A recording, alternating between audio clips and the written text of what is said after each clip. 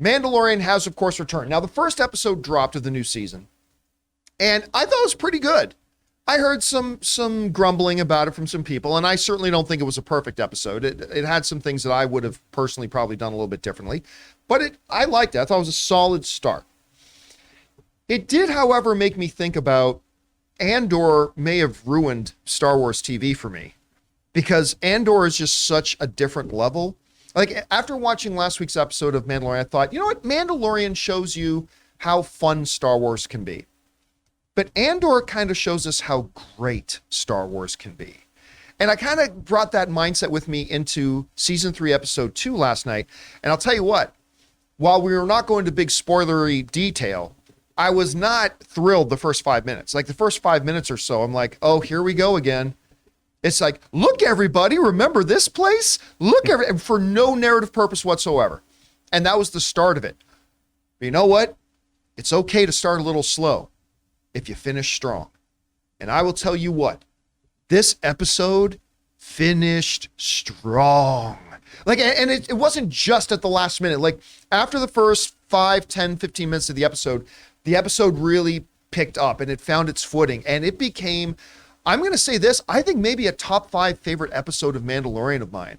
I really loved it. And if you have not seen the episode yet, hang on to the final minute, because I didn't think a show like Mandalorian could surprise me, but it does a little something that surprised me, and in a way you probably won't be thinking about or expecting. I really enjoyed the episode. I thought, again, started weak. The one thing about The Mandalorian is it really does fall into this trope of member berries way, way, way too much. Look, everybody, we're back on Tatooine again. Why? And when they explain why, it's like, really? He couldn't have made a phone call? But whatever. But then it starts to pick up. And what's the name of the episode again? I just was watching The Waters it. of Mandalore, or the Mines of Moria, or whatever it was called. The Mines of Mandalore? The Mines of Mandalore? Maybe that was it. So clearly the title of the episode gives away that it didn't really stick with us. yeah, they really go back to Mandalore. So the title of the episode gives that part away. But it's a fun episode. I had a good time. And we're starting to see, this is the first time we're starting to see some development in Grogu. Grogu has been the same little, and there's nothing wrong with this. Nothing wrong with it at all. Grogu has been the same little cash generating machine that he has been since episode 1 of season 1. He's just a baby. And they haven't really changed him. We found out things about Grogu along the way, but this was the episode that we start seeing Grogu change a little bit. I won't say how or why, and it's slight and it's subtle, but it was adorable. I don't think they're ever going to have Grogu speaking in full sentences, because that takes away from the part of it. But I mean, God, this little thing keeps getting cuter. So yeah, I thought it was great. Anyway, Chris, you literally just finished watching this episode a few minutes ago. I can't stay up till midnight. I'm an old woman. What did you think about it? It's great. You know, one of the things I really love about Mandalorian in particular is just there's so little dialogue on these episodes. And when there is, gosh, does it pack a punch and really have a reason for being stated. The visuals in this episode are fantastic. Grogu does so much. I love this. And of course, we see the return of Amy Sedaris. That's not spoilery. She's in there. You've seen her in promos and stuff. But gosh, I love her character so much. And I just love how much she loves that little green guy, just like all of us do. This is a really, really great episode. And it's setting up for some really cool things, I think, too. I agree. I really agree. And, you know, the trailers for this season of Mandalorian promised a lot of Mandalorian action. Like, not just Din, I mean, a lot of Mandalorians. And this was the kind of tee up for that. So you could feel that this is getting teed up at this point. And my goodness, a fun time. Watch it.